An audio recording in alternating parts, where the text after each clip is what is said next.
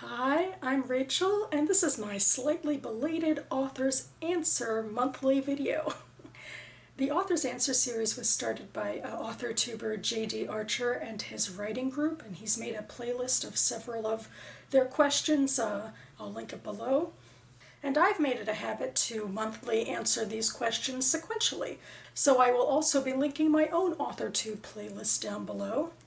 And in this video, I will be ending with a new AuthorTube tag as well.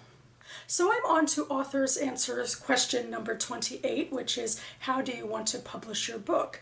And funnily enough, I just wrote a blog post about this in my reading and writing blog, so I'll link that down below. It'll go into more detail. I focused on the literary fiction novella that I am currently revising for the nth time, and I decided I want to go with small press publishers for a variety of reasons. The big one being that small press publishers are where I might find a publisher. And in terms of self-publishing, I really don't think there's much of a market for self-publishing outside of commercial fiction, and literary fiction is not really that, for the most part. Basically, this question comes down to what you, as the author, want out of your book. You might notice that I didn't focus very much on the money question because, well, I wrote a literary fiction novel, so I'm not doing this for a lot of dough. But that might be why you want to publish a novel, and then you should be thinking about your options. There's plenty of options within the traditional and self-publishing folds, and I talk a bit about them in my blog post. Okay, I want to move along quickly here to get through this tag as well. This is the AuthorTube Newbie Tag 2.0 created by Jenna Streety, and I'll link to her video down below. So question number 1 is, what is your book's pitch? And if you have multiple works, you can choose your favorite. So I'm going to stick with my literary fiction novella and go with what I wrote in my request for beta readers. The plot instigates from a recently deceased matriarch. She bequeaths the grandson who killed her son her house, and she gives her granddaughter the tools she hopes will lead to a reconciliation. Question number 2 is, if you were a book, how would you pitch yourself? I feel like this question leads to a bunch of different answers. It's, how would the book see you as an author? How would the book see you as a book? How would the book pitch itself? That's a little weird, I guess. But anyway, I went through how the book might see me as a writer, and so I said, she moves too slowly on projects, but at least she's consistent. Thank goodness for writing associations and critique groups to keep her head in the game. Question number 3 is, what do you usually write? And I usually write literary short stories. And the longest thing I've written is this novella, which is around 36,000 words at the moment. But I've also started researching a fantasy project. Question 4 is, what is something you'll never write? And I immediately go to plot-heavy genres like the mystery or the thriller genre, because I don't think my mind works in that hyper-intensive way when it comes to plot. I also feel like with horror, I'd scare myself before I got to anything good, so.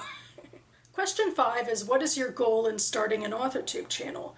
And my goal has primarily to hold myself accountable, to lean on cliches. If I talk the talk, then I'll walk the walk. I'm also aware, as most writers are, that it's good to market yourself with an online presence. I love finding out about novels and short stories published by folks on here. And I love it when I personally have something to shout out. I even met 2 booktubers at the launch of the literary magazine that published my last short story, and I'm still really verklempt about that. Question number 6 is, what made you want to start writing? And I was an early writer, so I think it really was primarily an outcropping of my imagination. I mentioned in another recent video that the earliest story I wrote was when I was 5, and it was about my sister's case of the chickenpox. As I grew older, I definitely wrote in reaction to things, like in reading books and saying, hey, I don't like how that ended, I could do that better. But now I'd like to think that I'm in conversation with literature.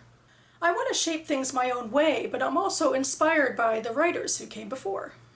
Question 7 is, what is your publishing path? Self-publishing, traditional publishing, hybrid, haven't decided yet, purely write for fun? And I feel like I've answered this question already, and I even have the blog post about it. But in general, I do think I'm more interested in traditional publishing than self-publishing. It's a lot harder to do it on your own, and it's nice to have the backing of the industry. Although if I, get this fantasy project off the ground, it'll be a different journey than the literary novella, and I'll have to revisit the question of what my path will be. Question 8 is, what content do you bring to the AuthorTube table? And my major content is these author answer videos and quarterly goals and wrap-up videos, and also a very occasional AuthorTube tag. Question 9 is, what is your biggest writing struggle? For me, I struggle the most with plot and outlining, and that's part of the reason I do want to delve into a fantasy project, because I want to try and force myself to be better at that. Question 10 is, what is your best writing skill? And I think I'm pretty good at creating complex characters. And although I am slower than I ought to be, I definitely do stick with my projects.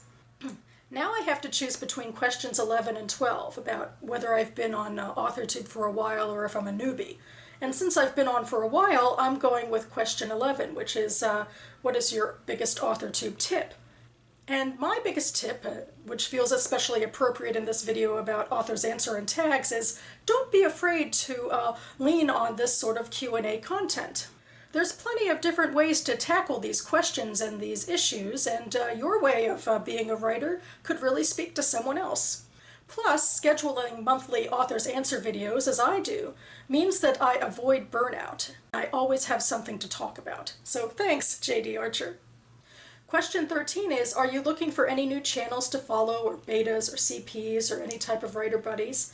I mean, in general, it's always great to have new betas and CPs, with critique partners, but I mostly find them on my own through that aforementioned local writers association and critique group that I've joined.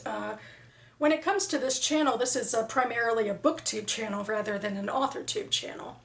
That being said, I love searching for series of vlogs that chronicles a writer's revising or writing project. They can be really inspirational and fun.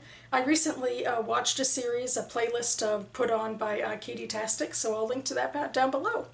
Finally, question 14 is, what are you most excited for during this new fresh start on AuthorTube? And even though this is a newbie 2.0 video, I'm not sure I'm doing a new fresh start with my content, but it's nice to have the reminder of the growing community here on YouTube.